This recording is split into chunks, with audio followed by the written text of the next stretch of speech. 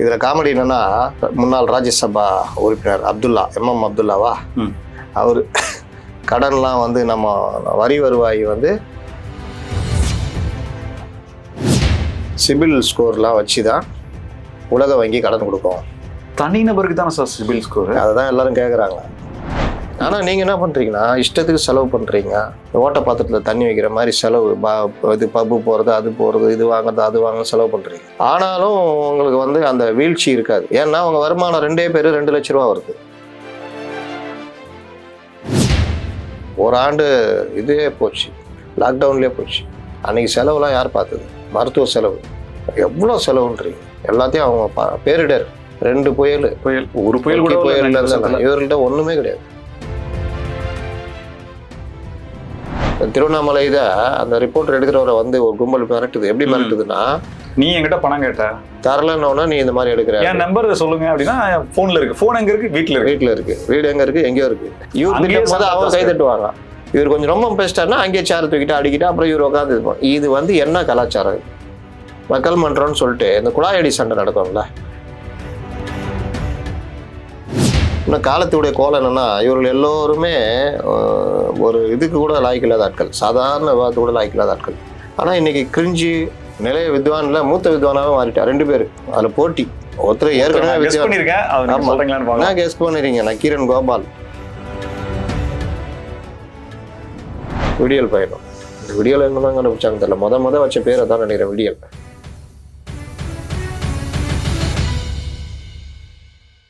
Spectrum Tamil நேயர்களுக்கு வணக்கம். நம்மோடு மூத்த ஊடகவியலாளர் அப்துல் முத்தலீப் இருக்கிறார், பேசலாம் சார். வணக்கம். வணக்கம் சார். பிரவீன் சக்கரவர்த்தி சமீப காலமாக காங்கிரஸில் எந்த அளவுக்கு பிரபலமோ அதை தாண்டி தமிழகத்துல பிரபலமாகி கொண்டிருக்கிறது. தமிழகத்தினுடைய கடன் சுமையை பத்தி அவர் போட்ட பதிவு காங்கிரஸ்ல இருக்கிறவங்களும் விமர்சிக்கல, அப்படிலாம் ஒப்பிடக்கூடாதுன்னு சொல்லி திமுகவுக்கு அவங்க ரொம்ப வரிந்து பேசுகிறார்கள். இதை வேற பேர் பலபடி வேற மாதிரியான சொல்லாடல்களை போட்டு பண்றாங்க. பட் அவர் சொன்ன வார்த்தையில, அவர் சொன்ன கணக்குல உண்மையே இல்லையா? அவர் சொன்ன கணக்கு உண்மைதான். அது 2010 இவர்களுடைய விகிதமாக அவருடைய விகிதம் பார்க்கும்பொழுது உத்தரப்பிரதேசம் பின்தங்கி இருந்தாங்க. ஆனால் இன்னைக்கு தமிழகம் அந்த லெவலில் எடுத்துக்கிச்சு. தமிழகம் கட்டுற வட்டிலாம் பார்த்தீங்கன்னா ஹரியானா, மத்திய பிரதேசத்தோட, இமாச்சல் பிரதேஷ், மத்திய பிரதேஷ், இது ஹரியானா மத்திய பிரதேசோட அதிகமாக இருக்குதுன்ற மாதிரிலாம் அவர் போட்டிருக்காரு. இதில் காமெடி என்னன்னா, முன்னாள் ராஜ்யசபா உறுப்பினர் அப்துல்லா அப்துல்லாவா அவர் கடன்லாம் வந்து நம்ம வரி வருவாய் வந்து அதில் வந்து 58,000 2 லட்சத்தி சில்லற கோடி, அதில் 58,000 கோடி தான் நமக்கு தராங்க. மீதி 1,62,000 கோடி. இதுனா கணக்குன்னு தெரில. 2 லட்சம் கோடி, 58,000 கோடி தான் நமக்கு வருது. 60,000 கோடி 140 தான் இருக்கும். 140 தானே இருக்கும். 1,62,000 கோடின்னு போட்டிருக்காரு. அது வந்து அவங்களுக்கு கொடுக்குறாங்க, 22 கொடுக்குறாங்க அப்படின்னு மத்திய அரசு வந்து அதை எடுத்து ஊபி மற்ற மாநிலங்களுக்கு கொடுக்குறாங்க. தமிழகம் வாங்குற கடனை எடுத்து மற்ற மாநிலங்களுக்கு கொடுக்குறாங்க. தமிழகம் கொடுக்குற வரி வருவாயை எடுத்து மற்றவங்க கொடுக்குறாங்க. நமக்கு ஒன்றும் இல்லை, நமக்கு பாதி தான், பாதி இல்லை, 4ல் ஒரு பங்கு தான் அப்படின்ற மாதிரி போடுறாரு. இன்னொன்று, சிபில் ஸ்கோர்லாம் வச்சு தான் உலக வங்கி கடன் கொடுக்கும். தனிநபருக்கு தானே சார் சிபில் ஸ்கோர்? அதை தான் எல்லாரும் கேட்குறாங்க. இவர் போட்டு வச்சுட்டாரு. இவர் கடன்னால சிபில்னு முடிவு பண்ணிட்டாரு. அது கீழே சொல்லியிருக்காரு. நான் வந்து இப்படி உதாரணம் சொன்னேன், நீங்க எப்படி மறுபடியும் படிச்சு பாருங்க. மறுபடியும் படிச்சு பார்த்தா இவர் அப்படிதான் சொல்லியிருக்காரு. சிபில் இதை வச்சுதான் உலக வங்கி கொடுக்குது, அந்த அடிப்படையில் தான் வாங்குறாங்க அப்படின்னு சொல்றாரு. அது இந்த லட்சணத்துல தான் இவர்கள் இருக்கிறார்கள். இன்னொன்று, வரி வருவாயின்னு எடுத்துக்கிட்டீங்கன்னா பல விஷயங்கள் இருக்குது. வரி வருவாயில ஜிஎஸ்டி வருவாய் இருக்குது, இந்த பெட்ரோல் டீசல் அதில் வருவாய் இருக்குது, இன்கம் டேக்ஸ் இது வருவாய் இருக்குது, சுங்க வரி இது வருவாய் இருக்குது, இன்னும் பல இது மாநிலம் சார்ந்து இங்கேருந்து சில இதெல்லாம் போகிறதெல்லாம் இருக்குது, சாலை வரி இந்த மாதிரி இதெல்லாம். இப்போ ஜிஎஸ்டியில் நம்ம 50-50 வந்துடும் நமக்கு. அதில் இல்லாமல் ஈவு தொகையிலே ஒரு 5-6% மேலே நம்ம ஸ்டேட் வைஸ் ஒவ்வொரு ஸ்டேட்டுக்கும் கொடுத்துட்றாங்க. சிஜிஎஸ்டிலையும் ஒரு பர்டிகுலர் பங்கு ஸ்டேட் வரும். ஆமாம், அது ஒரு இது இல்லாமல் இன்னும் ஜிஎஸ்டியில் இன்னொரு ஒரு இது இருக்குது, அந்த இதுலேயும் வருவாய் உங்களுக்கு வருது. அப்போ இந்த மாதிரிலாம் பார்த்தீங்கன்னா இவர்கள் உருட்டுலாம் வழக்கம் போல பொய்யான உருட்டு தான். கட்டணங்களும் அதிகமா இருக்குல்ல சார்? வீட்டு வரி கட்டணம் அதிகமா இருக்கு, மின் கட்டணம் அதிகமா இருக்கு, எல்லா சொத்து வரி அதிகமா. மின்சாரத்துறையில 1 லட்சம் கோடி ரூபா வரைக்கும் கடன் இருக்குது. அதை சமாளிக்க முடியல. பணியாளர்கள் ஓய்வு பெறதுக்கு ஏற்ற மாதிரி ஆட்களை போடலை. அவுட் சோர்ஸில் ஆளுங்களை வச்சுக்கிட்டு ஒப்பந்த பணியாளர்களை வச்சுட்டு பண்ணிக்கிட்டு இருக்கிறாங்க. இது இல்லாம மின் உற்பத்தின்றதே இங்க நடக்கல. இந்த 5 ஆண்டுகள்ல ஒரு யூனிட் புதிய மின் உற்பத்தி கூட கிடையாதுன்ற அறிக்கை என்னன்னா, ஒரு யூனிட்டை 4 ரூபாய்க்கு உற்பத்தி ஆகுதுன்னா 16 ரூபா அந்த மாதிரி கொடுத்து வாங்கினாங்கன்னா என்ன ஆகுது? நஷ்டம் தானே ஆகும். அப்ப அந்த மாதிரி பல விஷயங்கள் வந்து இவர்கள் நிர்வாக திறமின்மைக்காக இந்த இதெல்லாம் நடந்துகிட்டு இருக்குது. ஆனா வெளியில வந்து உருட்டுறது நாங்க தான், இது ஜிஎஸ்டிபியில நாங்க தான். ஜிஎஸ்டிபிக்கும் இந்த மாதிரி கடன் வாங்குறது இந்த மாதிரி விஷயங்களுக்குமே வித்தியாசம் இருக்குது. ஒரு ஸ்டேட் வந்து பொதுவாகவே ஒரு வளர்ச்சி இருந்துகிட்டே இருக்கும். இப்போ நீங்கள் 2 பேர் தான் இருக்கீங்க, ஹஸ்பண்ட் ஒய்ஃபு. நீங்கள் ஆளுக்கு 1 லட்ச ரூபா சம்பாதிக்கிறீங்க. நீங்கள் வந்து 1 லட்ச ரூபாவில் உங்களுக்கு செலவே 40,000 ரூபா தான் மாதம் ஆகுது. 1,60,000 ரூபா மிச்சம் ஆகுது. நாங்கள் 5 பேர் இருக்கோம். 5 பேரும் ஆளுக்கு 20,000 ரூபா சம்பாதிக்கிறோம். 1 லட்ச ரூபா. ஆனால் செலவு 1,50,000 லட்ச ரூபா. எங்களுடைய இது எப்போவுமே கம்மியாக தான் இருக்கும். நாங்கள் ரொம்ப கஷ்டப்பட்டு அதை மிச்சப்படுத்தி ஏதாவது சேர்த்து வச்சு கொஞ்சம் கொஞ்சமாக தான் வர முடியும். நீங்கள் எடுத்தவுடனே பாய்ச்சல் வேகத்தில் நாங்கள் 6 மாதத்தில் அடையிறத நீங்கள் 2 பேர் 2 மாதத்தில் அடைஞ்சிடுவீங்க. ஆனால் நீங்கள் என்ன பண்ணுறீங்கன்னா இஷ்டத்துக்கு செலவு பண்ணுறீங்க. ஓட்ட பாத்திரத்தில் தண்ணி வைக்கிற மாதிரி செலவு, இது பப்பு போகிறது, அது போகிறது, இது வாங்குறது, அது வாங்க செலவு பண்ணுறீங்க. ஆனாலும் உங்களுக்கு வந்து அந்த வீழ்ச்சி இருக்காது. ஏன்னா உங்கள் வருமானம் 2 பேர் 2 லட்ச ரூபா வருது. நாங்கள் சின்ன கடன் இல்லை, செலவை கொஞ்சம் தப்பாக பண்ணால் கூட நாங்கள் மறுபடியும் கீழே போயிடுவோம். இதுதான் வித்தியாசம். இப்போ தமிழ்நாடு ஜிஎஸ்டி இவ்வளோ பெருசாக இருக்குது, அது இருக்குன்னா தமிழ்நாடுடைய ஒட்டுமொத்த வளர்ச்சி, மற்ற இது நீண்ட கால விஷயங்கள் இது எல்லாம் இப்போ டைட்டன் இருக்குது, எம்ஜிஆர் காலத்தில் ஆரம்பிச்சிடுது. அதோடைய ஷேர் மற்ற விஷயமே நமக்கு வந்துகிட்டு இருக்கோம் பெரிய அளவில். இந்த மாதிரி விஷயங்கள்லாம் என்னதான் செலவழிச்சாலும் நம்ம வந்து அந்த இதில் கொஞ்சம் டாப்லேயே தான் இருப்போம். மற்ற பின்தங்கிய மாநிலம் வருவாயெல்லாம் மற்ற விஷயங்கள்லாம் கிடையாது. இப்போ பீகார்லாம் எடுத்துக்கிட்டிங்கன்னா அவங்களாம் 5 பேர் ஃபேமிலி மாதிரி தான். இப்போ நான் சொன்ன மாதிரி தான். அப்போ அது ரொம்ப மிச்சப்படுத்தி தான் பண்ணணும். உத்தரப்பிரதேசம் கிட்டத்தட்ட அதே மாதிரி தான். இப்போ அவங்க வந்து உபரி பட்ஜெட் கொண்டு வந்துட்டாங்க, 27,000 கோடி ரூபா. இவர் சொல்கிறாரு, கீழே வந்து பலரும் அந்த இதில் போடுறாங்க, எம்எம்துரா கீழே தமிழ்நாடு வேற லெவலில் இருக்குது, நீங்கள் என்ன அப்படி இப்படின்னு. ஆனால் தமிழ்நாடு பற்றாக்குறை 3,000 கோடி பற்றாக்குறைனா 20,000 கோடி போயிடுது. அதாவது 1 லட்ச ரூபா வீட்டு செலவு நீங்கள் 2 லட்ச ரூபா பண்ணுறீங்க, நீங்கள் வந்து 2,40,000 ரூபா செலவு பண்ணுறீங்க. அப்போ உங்களுக்கு 40,000 ரூபா பற்றாக்குறை இருக்குது. அது நீங்கள் ஏன் கடன் வாங்குறீங்க, அதுக்கு வட்டி கட்டுறீங்க. இப்படி அடுத்த மாதம் இன்னொரு 40,000 ரூபா பண்ணுறீங்க. ஆனாலும் 2 லட்ச ரூபா வரதுனால உங்களுக்கு உடனடி பாதிப்பு தெரியல. நாங்கள் கஷ்டப்பட்டு 1 லட்ச ரூபா 5 பேர் குடும்பம் கஷ்டப்பட்டு 85,000 ரூபா 90,000 ரூபாயில் அந்த செலவு சுருக்கி 10,000 ரூபா மிச்சம் பண்ணுறோம். நாங்கள் ஒரு 5 மாதம் இது பண்ணால் 50,000 ரூபாயில் ஒரு அரசு ஒரு நகை வாங்குகிறோம். கடன் வாங்கி இந்த அரசு ஒரு நகையோட வேற இது போட்டு ஏதோ ஒரு தொழிலை ஒன்று தொடங்குறோம். 5 பேரில் ஒரு ஆள் ஒரு சின்ன டீ கடை வைக்கிறோம், எக்ஸ்ட்ரா இன்னொரு அப்போ முதலீடாக மாறுது, அது ஒரு எக்ஸ்ட்ரா வருமானம். இப்படிதான் மற்ற ஸ்டேட் இல்லாது. நீங்கள் ஏற்கனவே வளர்ச்சி அடைஞ்சிட்டீங்க, ஆனாலும் எனக்கு என்னன்னு பண்ணிட்டு இருக்கிறீங்க. இப்போ இதில் 4ஆவட்டத்தில் பார்த்தீங்கன்னா நாங்கள் கொஞ்சம் முன்னேறிடுவோம். நீங்கள் கடனாளி ஆகிடுவீங்க. 2 லட்ச ரூபா சம்பாரிச்சாலும் 5 மாதத்தில் நீங்கள் 2 லட்ச ரூபா கடன் வச்சுருப்பீங்க. அதுக்கு வட்டி ஒரு 40,000 ரூபா கட்டிகிட்டு இருப்பீங்க. அடுத்த மாதம் இன்னொரு 40,000 ரூபா கடன் வாங்குவீங்க. அப்போ 80,000 ரூபா அது இதுன்னு இஷ்டத்துக்கு போயிட்டே இருப்பீங்க. வாழ்ந்த குடும்பம் அழியுதுல அந்த மாதிரி. இப்போ அந்த மாதிரி ஆனால் பார்க்கும்போது எப்படி இருக்கும், கார் வச்சிருக்காரு, வீடு வச்சிருக்காரு, எல்லாம் டியூ, நல்லா வசதியாக இருக்காங்க, 2 பேரும் நல்லா வேலை பார்க்குறாங்க, இந்த குடும்பம் என்ன அப்படின்னு. ஆனால் இந்த குடும்பம் முன்னேறிட்டு இருக்குது கொஞ்சம் கொஞ்சமாக. இந்த 5 பேர்ல 2 பேர் படிச்சுட்டு இருப்பாங்க. நாளைக்கு வேலைக்கு போயிட்டாங்கன்னா 1 லட்ச ரூபா சம்பளம் 3 லட்ச ரூபா அடிச்சு வச்சுக்கோங்க, டக்குன்னு பாய்ச்சல் வாங்கி போயிடுவாங்க. இதுதான் இந்த ஸ்டேட்டுகளுக்குள்ள நடக்குது. அப்போ நீங்க எல்லா டைம்லயும் இந்த முயல் மாதிரி ஓடி போயிட்டு நம்ம தான் ஜெயிக்க போறோம் ஓரமா படுத்துக்கிட்டு இருக்குது கிடையாது. முயல் மாதிரி ஓடிக்கிட்டே தான் இருக்கணும். இங்க அந்த பிரச்சனை தான்.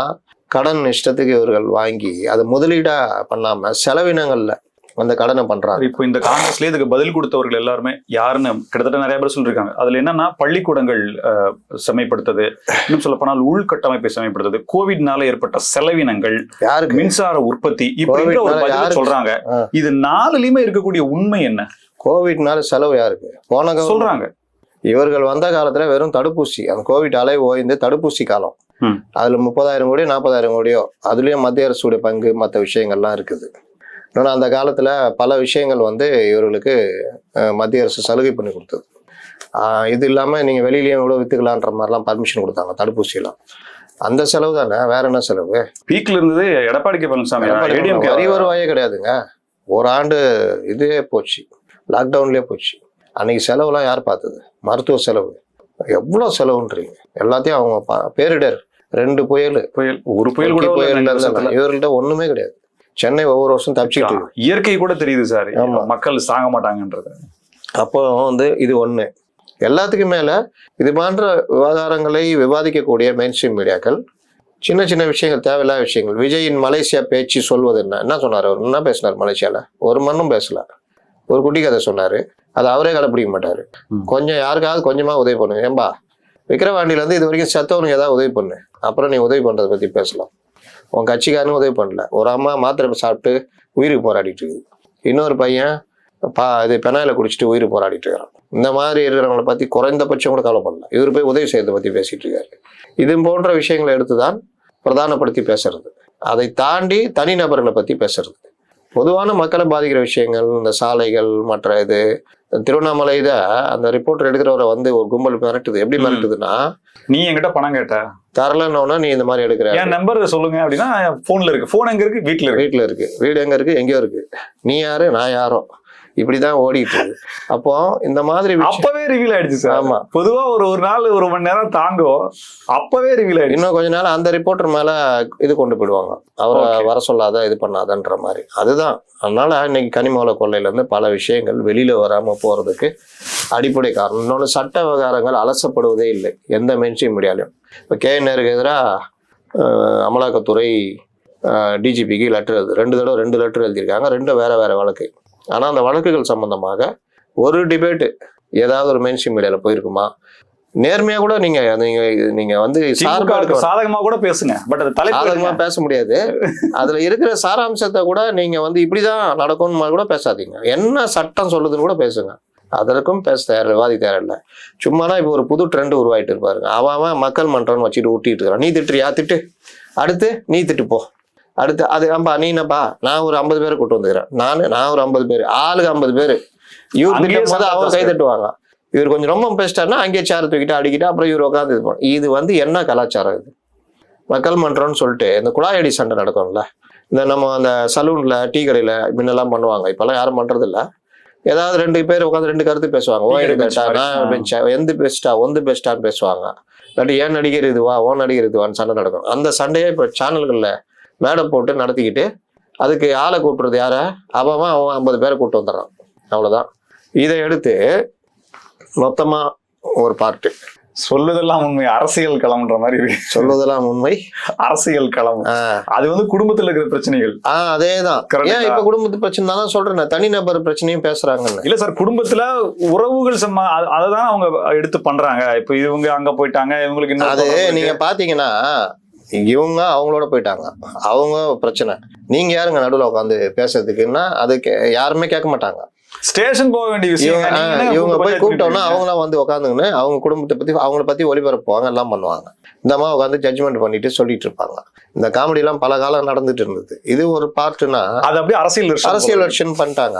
இதுல அவங்களாவது ஒரு நிகழ்ச்சி 1/2 மணி நேரம் ஒளிபரப்பி முடிச்சிருவாங்க. இவங்க அப்படி இல்லை. இவங்க பேசுனது கொஞ்ச நேரம், அந்த அம்மா திட்டினது கொஞ்ச நேரம், கள்ளக்காதலன் பேசுனது ஒரு கொஞ்ச நேரம், அதாவது தனித்தனி வீடியோவை போட்டு இது எப்படின்னா மக்கள் மன்றத்துல இவர் பேசினார் இந்த கட்சி. இப்போ ADMKல கல்யாண சுந்தரம் பேசுறோம்னா அது தனியா எடுத்து கட் பண்ணி போடுறது. அதுல சந்தோஷப்படுவாங்க. அதுல ஒரு பேஜ். அப்புறம் சீமான் சைட்ல இருந்து இவர் இடும்பவனம் கார்த்தி பேசினாரா, அதை எடுத்து தனியா போட்டு சவால் இடும்பவனம் கார்த்தி அப்படின்ட்டு. சார், ஆனா நீங்க இதுல ஒரு குறிப்பிடத்தகுந்த விஷயத்தை பார்க்கணும். ஒரு டிபேட்டோ ஒரு கருத்தை வைக்கும்போது கூட இன்னொரு கட்சியில் இருக்கக்கூடிய ஒரு நபர் கொடுக்கக்கூடிய கவுண்டரை விட இந்த மக்கள் மன்றத்தில் இருக்கக்கூடிய கொடுக்குற கவுண்டர் அப்படிங்கிறது ரொம்பவே ரசிக்கும்படியா, இன்னும் சொல்ல போனா அது ஒரு அறிவார்ந்த கருத்துக்களாகவும் இருக்கு. அதை நீங்க மறுக்க முடியாது. இப்போ ஒருத்தர் பேசுறாரு, நான் திமுகவில் இருக்கவில்லை, தாவேகாவில் இருக்கவில்லை, சும்மா அதுல பசங்க பண்ணாங்க. அது எப்படி எவ்வளவு பெரிய ஒரு டக்குன்னு அடிச்சாங்களே சார், ஒரே ஒரு இடத்துல தான் நடந்தது. அதே போல திமுக வேண்டுமா வேண்டாமா, ஒரு திமுக லேடி கேட்டாங்க, வேண்டவே வேண்டாம் அப்படின்ட்டாங்க. திமுக இருந்திருந்தால், அம்மா இருந்திருந்தால் அதை செய்வார்கள், அம்மா இருந்தால் திமுகவே வந்திருக்காரு, உடனே அடிக்கிறாங்களே சார். அது ஆடியன்ஸ் சில சமயம் அடிக்கிறாங்க. இது சமூக வலைதளத்தில் நடக்குதுன்னு வச்சுக்கலாம். அந்த மாதிரி இந்த அம்மா இன்னும் காலத்துடைய கோலம் என்னன்னா, இவர்கள் எல்லோருமே ஒரு இதுக்கு கூட லாய்க்கில்லாத ஆட்கள், சாதாரண விவாதத்துக்கு கூட லாய்க்கில்லாத ஆட்கள்.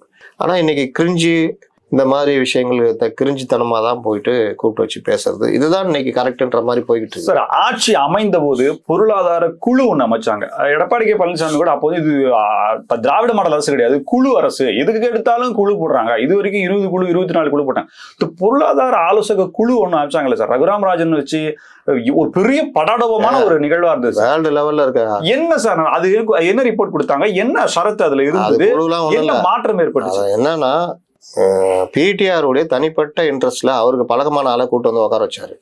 உட்கார வச்சுட்டு நாங்கள் குழு அமைக்கிறோம், நீங்கள் கொஞ்சம் இது பண்ணணும், நான்லாம் பண்ண முடியாதுன்னா இல்லை நீங்கள் கொஞ்சம் இது பண்ணுங்கன்னு எல்லாருக்கும் அதான் ஃபிக்ஸ் பண்ணியிருப்பாங்க. சரி போய் தொலைப்போ அப்படின்ட்டு இருப்பாங்க. அவ்வளோதான். அதுக்கப்புறம் என்ன ஆச்சுன்றதுலாம் நீங்கள் எல்லாமே பேர் வைக்கிறத மட்டும்தான், சோறு வைக்கவே மாட்டாங்க.